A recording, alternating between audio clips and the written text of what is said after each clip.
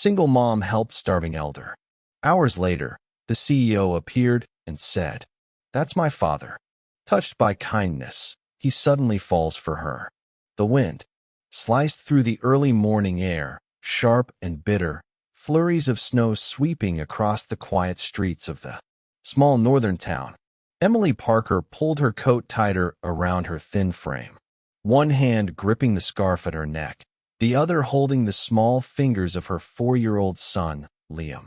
The snow crunched beneath their worn boots as they trudged down the narrow sidewalk, their breath visible in short puffs. They were both shivering. "I'm cold, Mommy," Liam whispered, his cheeks flushed red. "I know, sweetheart. We're almost there," she said gently, squeezing his hand. Her voice was soft but tired. The preschool was 4 blocks from the drafty old duplex they called home. The windows leaked, the plumbing groaned, and the heater wheezed more than it warmed, but it was all they had. Emily worked mornings at a roadside diner, afternoons cleaning houses. Every step she took through the snow was one carried by quiet strength. After dropping Liam off with a kiss and a hug, she turned and made her way toward the diner, pulling her knit hat lower over her ears. Most storefronts were dark, the streets nearly empty. Only the kind of people who had no choice ventured out in weather like this. Then she saw him. At first, he looked like just a pile of snow near the bus shelter. But as she drew closer, she saw it was a man, an old man, barefoot. His socks were soaked, clinging to thin ankles. His coat hung off his shoulders, unbuttoned and far too big. He stood there, trembling, lost. His lips moved almost too softly to hear. Emily slowed her pace, listening. "Today is his birthday," the man murmured. "He's 6 today? I have to find him. I promised him cake." She looked around. No one else stopped. A car passed by. A woman walking her dog. Across the street, Emily stepped forward. "Sir," she asked gently, "are you all right?" The old man blinked as if noticing her for the first time. His eyes were glassy, unfocused. "Mr. Hayes? He asked me for cake, white frosting. I told him no. I said no."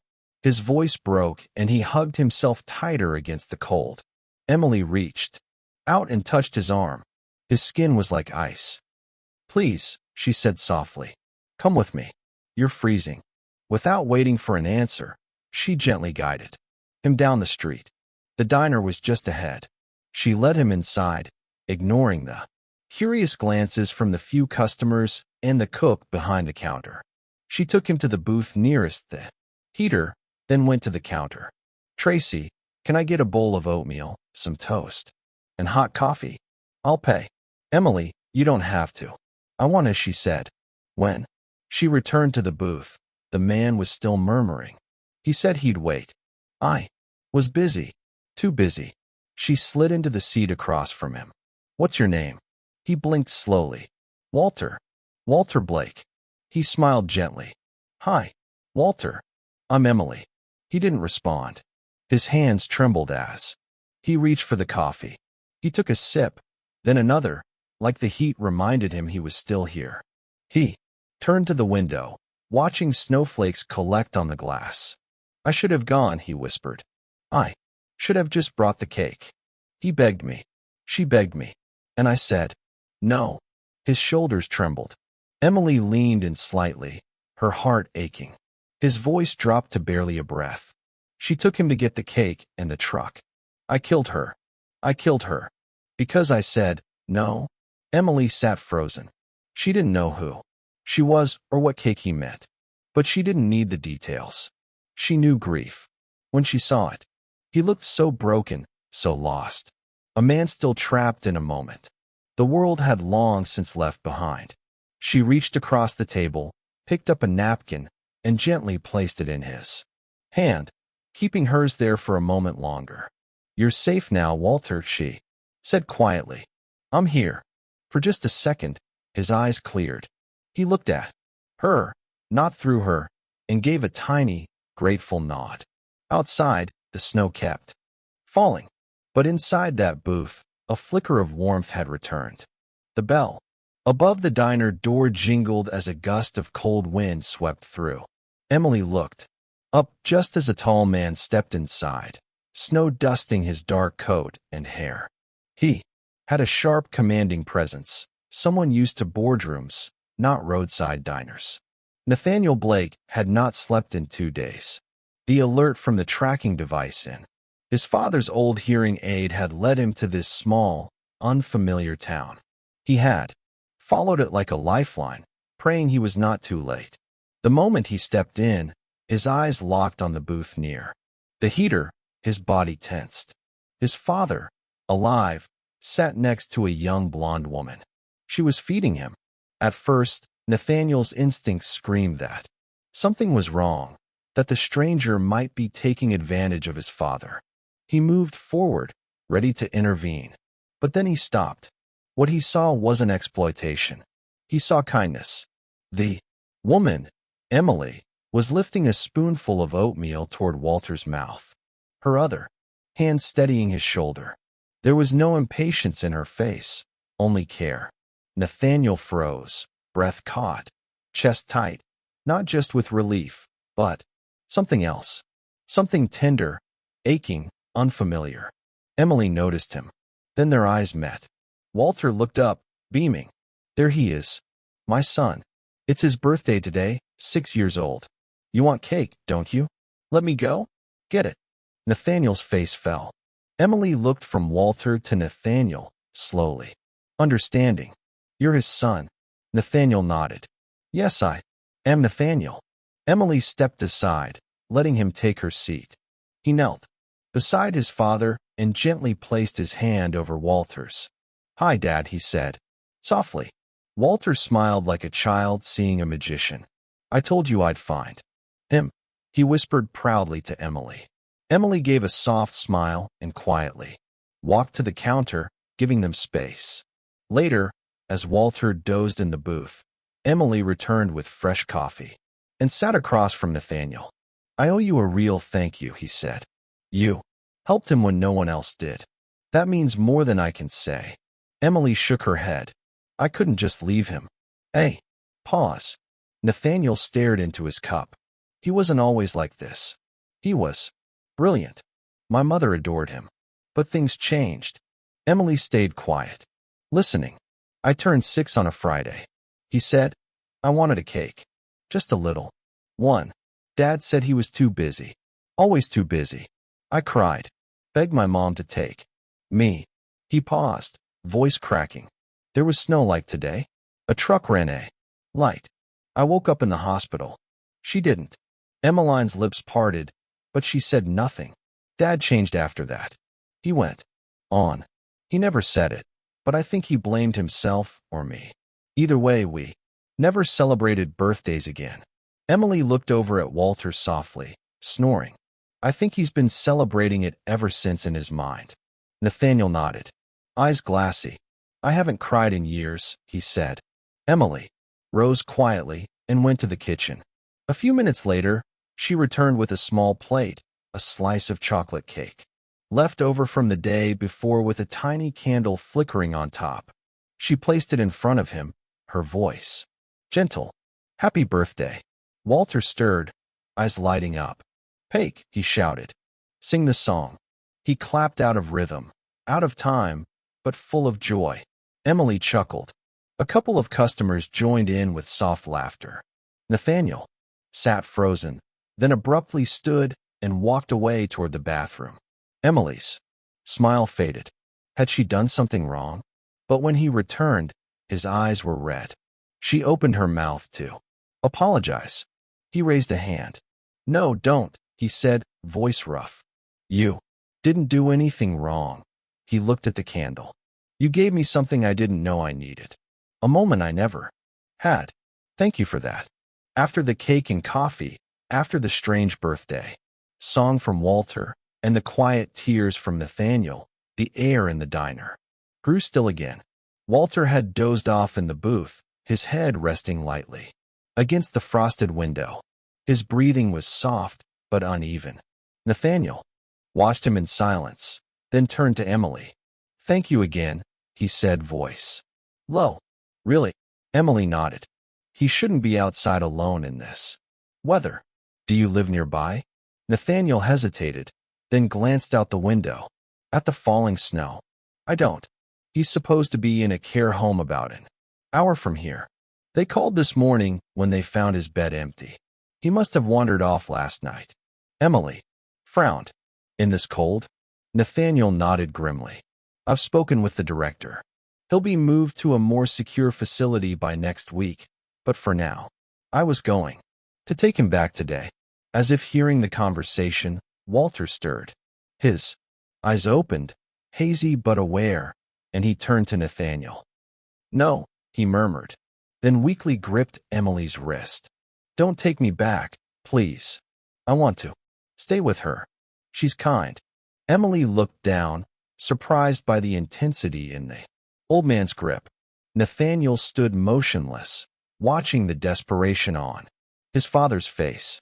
I'm not taking him far, Nathaniel said gently, kneeling down. Just back to the facility for a few more days. Then I'll place him somewhere better. Walter didn't let go. Emily glanced at Nathaniel, then quietly said, He can stay with me tonight.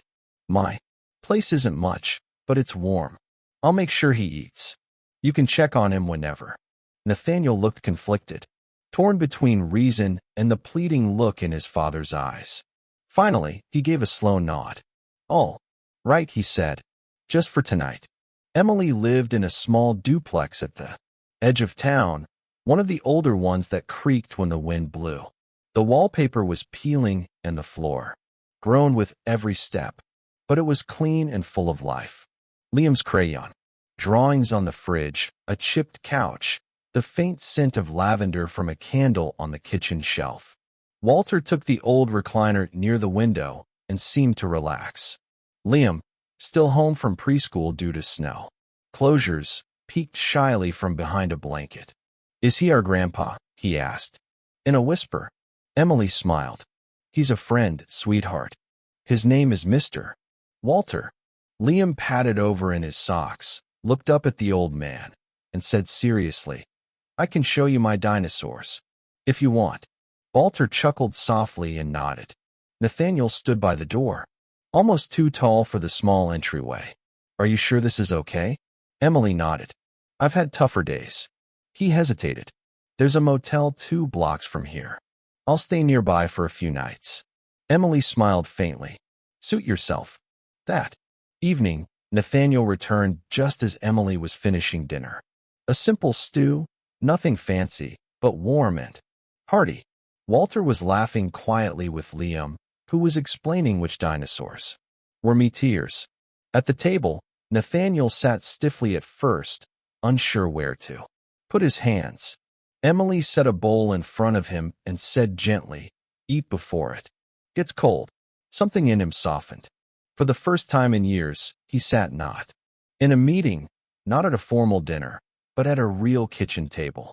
Together, he ate slowly, listening more than speaking, watching his father laugh, watching Emily fuss with the cracked salt shaker, watching how everything felt normal. After dinner, Emily rinsed dishes. Nathaniel, without a word, took the towel from her hands and started drying.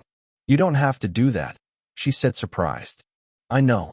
Later, he adjusted the crooked lamp in the living room, fixed the back door handle, replaced the broken light bulb over the sink. Nothing big, nothing flashy, but Emily noticed every quiet gesture. That night, as she tucked Liam into bed and heard him whisper, Mommy, I like Mr. Nate, she felt something stir in her chest. Not love, not yet, but something, small and warm and honest. And for the first time in a long time, Emily let it stay. The night was still, blanketed in soft falling snow that shimmered under the porch light. Emily sat on the front steps, wrapped in an old woolen blanket, her breath curling into the cold like smoke. Nathaniel sat beside her, elbows on his knees, eyes distant. Inside, through the frosted window, the sound of Liam's laughter floated out. Walter sat on the floor, helping the little boy with a puzzle. Both were lost in the moment, untouched by the cold outside. Emily glanced at Nathaniel. "Do you ever think about your mother?" she asked softly. He didn't answer right away. His breath rose in a long, slow cloud. "Every day," he said finally. "But I've never forgiven myself. For the cake, she waited. I begged for it," he said. "A birthday cake, just one. Dad said he was too busy.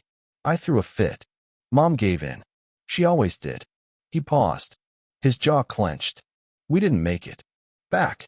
Emily's heart ached for the boy he had been and for the man who still carried that guilt like a second skin.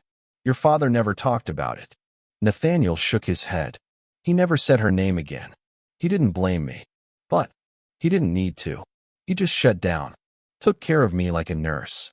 Distant. Efficient, cold." Emily looked toward the window again. Walter was laughing at something Liam said. Maybe he loved you so much he didn't know how to show it. Or maybe he was just scared he'd lose you too. Nathaniel didn't reply, but his shoulders dropped slightly, as if her words had reached a quiet place inside him. A gust of wind swept the porch. Emily tugged the blanket closer. Nathaniel stood, brushed snow from his coat. "I'll be back," he murmured, and stepped inside. Later, in the dim kitchen, while making tea, Nathaniel noticed a photo tucked behind a stack of bills. He picked it up. Emily stood in the picture wearing a simple white wedding dress, one hand resting on her swollen belly. "That was the happiest and loneliest day of my life," she said from behind. He turned. She leaned in the doorway, arms folded. "We got married because I was pregnant. Thought it was the right thing to do. But being right doesn't always mean being happy." Nathaniel nodded. "What happened?" Laughed. Said he wasn't ready. "I knew it. The day I said I do." Her smile was tired, but without bitterness. He set the photo back down. Carefully.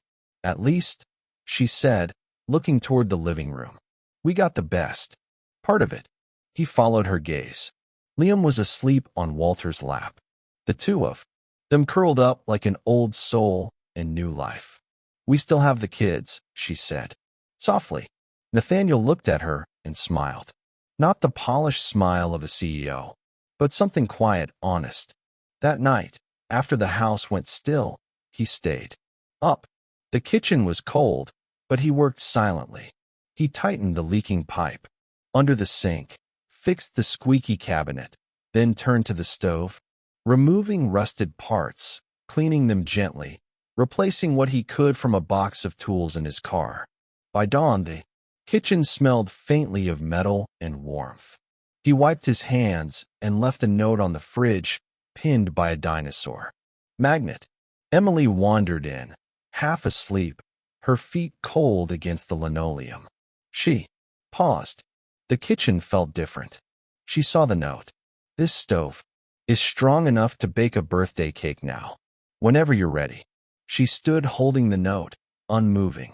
For the first time since he'd entered her life, Emily looked at Nathaniel, not with caution or distance, but with something softer, something open, something like the beginning of trust. The town was beginning to glow. Christmas lights shimmered along rooftops and snow-dusted trees. Storefronts were wrapped in garlands and fake icicles.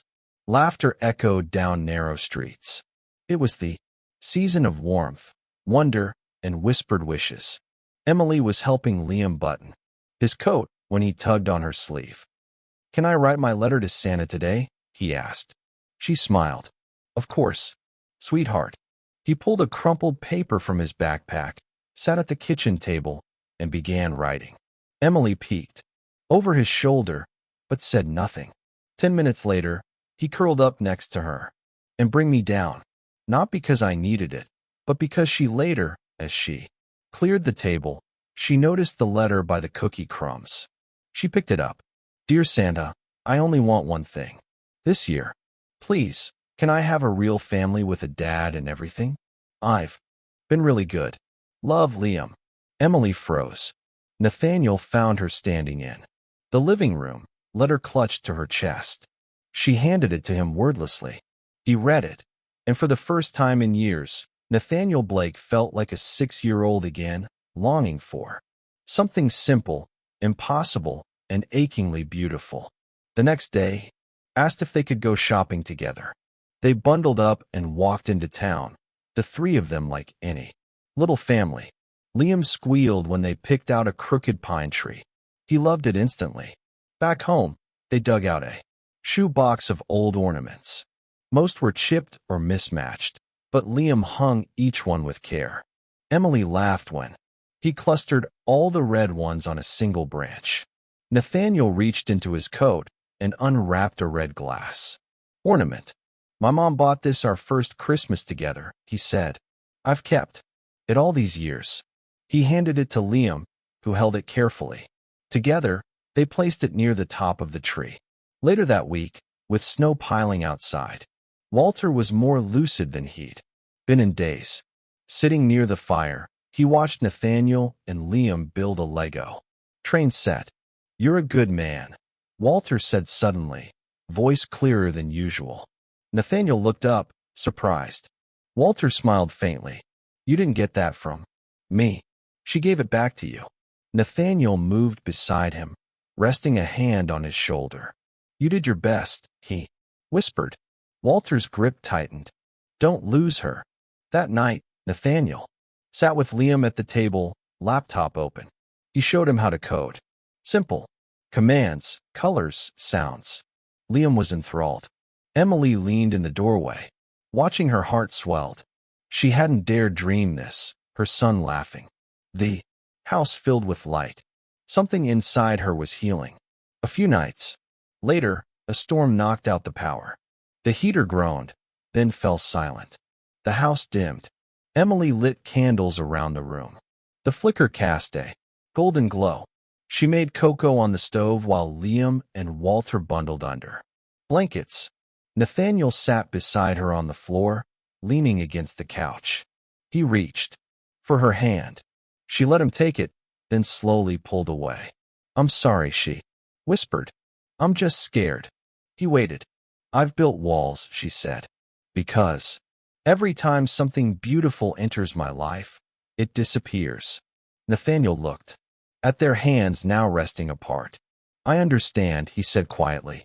The next morning, Emily woke to soft thuds outside. She pulled back the curtain and saw Nathaniel bundled in his coat, hammering something together in the backyard. By noon, she stepped into the snow and stood in front of the old shed, now transformed. Inside was a tiny stove, a shelf of Liam's favorite books, a beanbag, and on the wall, a photo of the three of them decorating the tree. Emily stood in the doorway, overwhelmed. Nathaniel looked up from where he was placing a lantern on the shelf. You built this? She asked softly. He nodded. For Liam, he said, but also for you. She stepped inside. Snowflakes clung to her scarf. Her eyes filled. You don't need to say I love you, she murmured. You already did. And in the quiet of that small wooden room, something wordless held them. Warm, real, and beginning to grow. The sky hung low that morning, heavy with the promise of snow. But the storm that arrived first wasn't made of wind or weather. It wore heels and perfume, and carried a leather handbag worth more than Emily's monthly rent. Vanessa stepped into the cafe like she owned it. Her coat a sleek cut of winter white, her lipstick the color of wine. Heads turned, but her eyes were fixed only on one person. Emily. Emily had just finished refilling the sugar jars when she noticed the woman approaching her booth. You must be Emily, Vanessa said, sliding into the seat across from her without invitation. Emily blinked. I'm sorry. Do I know you? No, Vanessa said, removing her gloves with deliberate grace. But I? No. Nathaniel. Emily froze for a moment, then slowly sat down. I'm his ex, Vanessa continued, offering a smile that held no warmth. We were together for 4 years. He didn't tell you, did he? Emily kept her voice steady. He mentioned someone. He didn't say much. Vanessa leaned in. eyes sharp. I just wanted to see for myself. The woman he's been hiding away in some little snow-covered town. Emily said nothing. I understand the appeal. Vanessa went on. You're quaint, sweet, a story he can tell himself for a while. But let's not forget who he is. Emily's jaw tensed. He's a CEO, Vanessa said softly. Not a stand-in father, not some small town fairy tale hero. You do know the difference between a dream and reality, right? The words landed like cold stones in Emily's chest. She stood up without replying. That afternoon, Nathaniel received a call that pulled him back to the city. A major investor was threatening to pull out. His team was panicking. He packed his bag reluctantly, promising to be back in 2 days. He never saw Vanessa. He never knew she had come. Emily did not tell him. She stood in the doorway as he left, Liam waving from behind her. Nathaniel leaned down to the little boy. I'll be back before you know it. Liam frowned. You promise? Nathaniel smiled, ruffling his hair. I promise. But promises like snowflakes often melt too quickly. That night, Walter began coughing. His fever spiked. Emily called the clinic, bundled him in blankets, and sat beside him in the dim light of the living room, wiping his forehead. Liam curled beside her, sleepy and confused. Is Mr. Walter going to be okay, Mommy? I hope so, sweetheart. Did Mr. Nate leave because of us? Emily paused. No, she lied. He just has work. But in her heart, doubt had already crept in, its fingers cold and sharp. Vanessa's words echoed louder in the silence Nathaniel had left behind. She didn't cry, but she didn't sleep either. The next day, Walter drifted in, and out of consciousness, mumbling things Emily didn't understand. Names, dates, phrases from a world long past. As snow began falling again outside, he opened his eyes and looked at Emily. Anna, he whispered. Emily froze. His voice was so tender, so broken. He reached for her hand. I'm sorry, he said. I should have come home sooner. I should have bought the cake.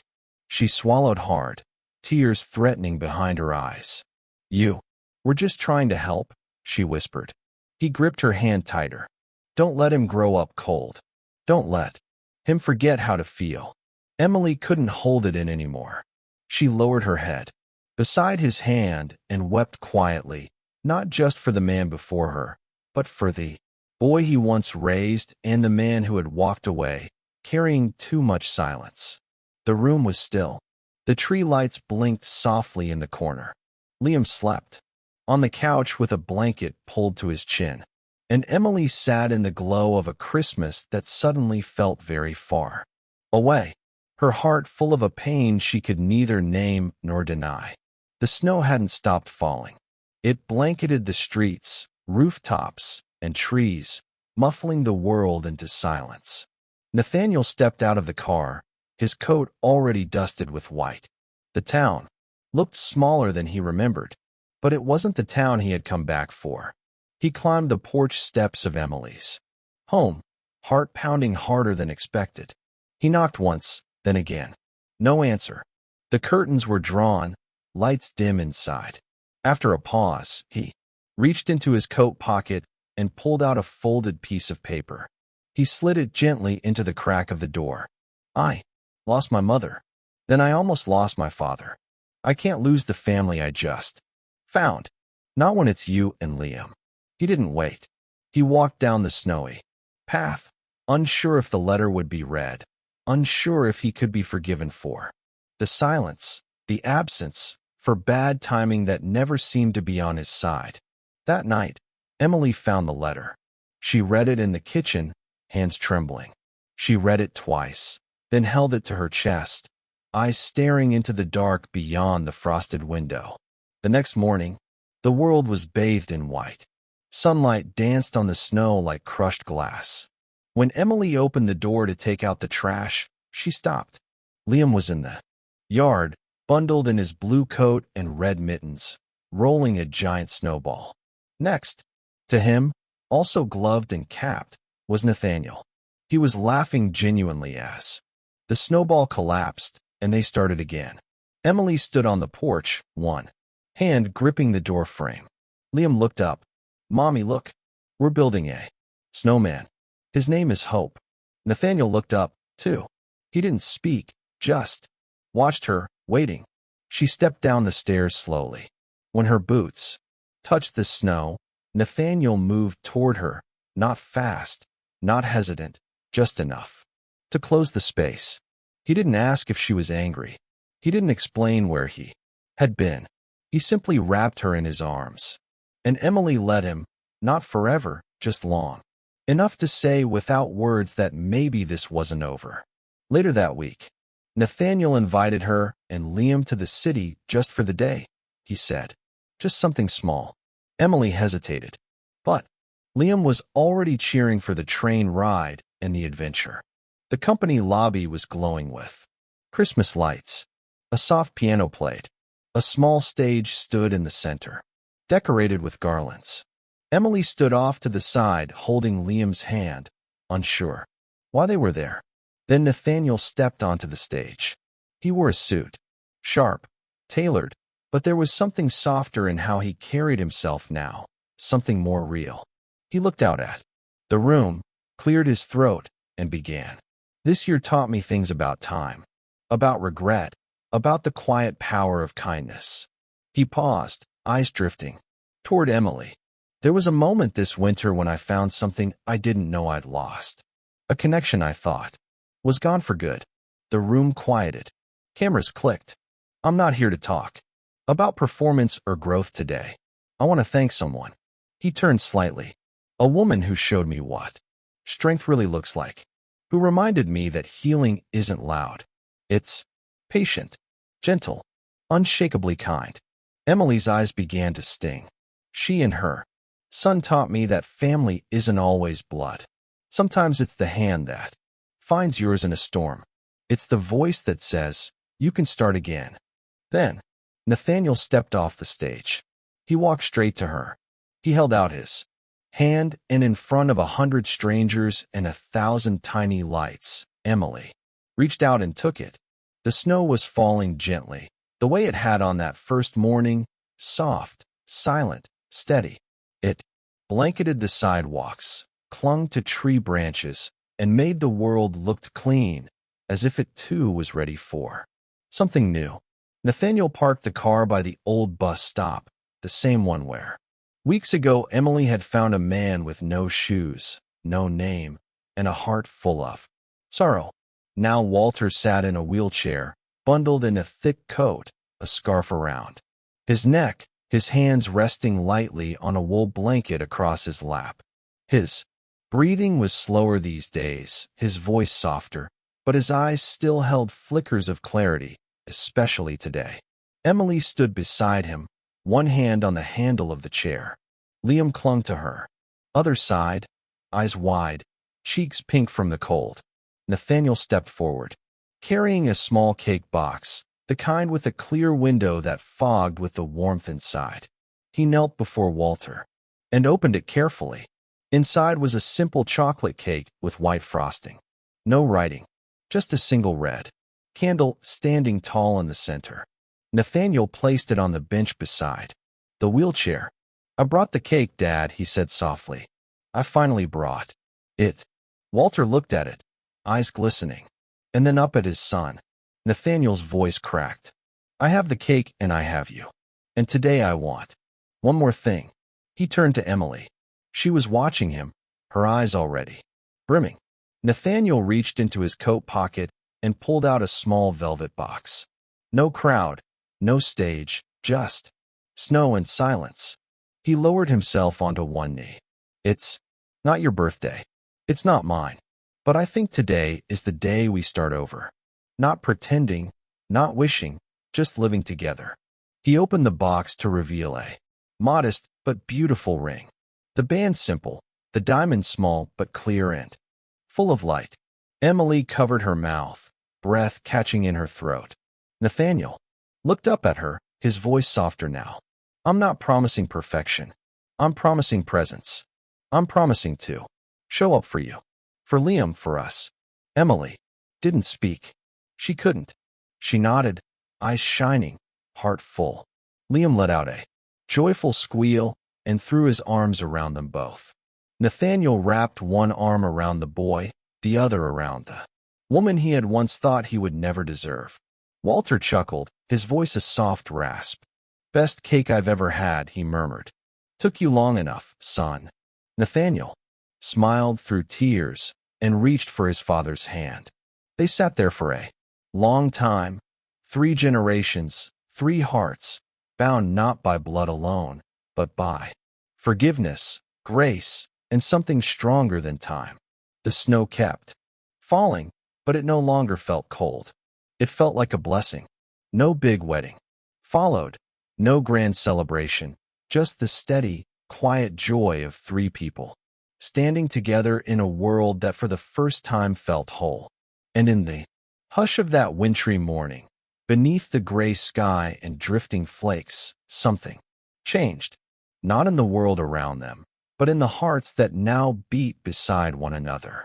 The brotherhood of oath, and the snow fell on their shoulders, on their hair, on the cake that sat quietly on the bench, and for once it did not bury the past.